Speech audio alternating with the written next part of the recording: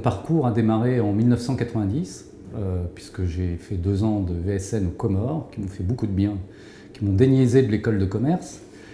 Et ensuite, j'ai eu un parcours relativement linéaire et normal, avec des responsabilités de plus en plus dans le domaine commercial, puis dans le domaine opérationnel et dans le domaine de direction générale.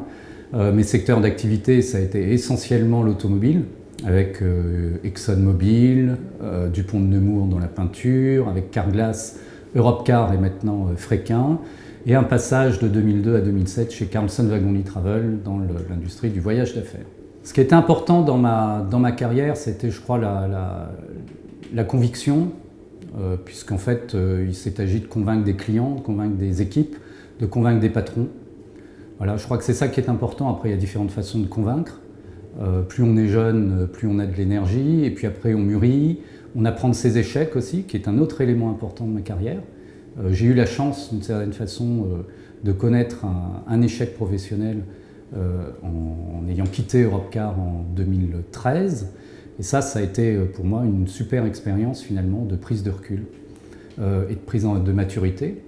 Voilà, donc c'est capacité de convaincre, capacité à prendre du recul, à pas trop se prendre au sérieux, et puis surtout capacité à entraîner les équipes. Quand ça marche, c'est le cocktail gagnant. Sur le réseau, on dit un peu tout et n'importe quoi, je crois. C'est tout sauf de l'affairisme. Un réseau fonctionne si on sait ce qu'on veut en faire, et si pour savoir ce qu'on veut en faire, il faut savoir ce que l'on est et ce que l'on a envie de dire. Un réseau tient, et c'est bien l'objectif du réseau, sinon c'est juste des relations. Un réseau tient si on est capable de donner et donc de dire quelque chose. Et c'est pas ce qu'on donnera qu'à un moment ou à un autre pourrait frapper à la porte et la porte s'ouvrira.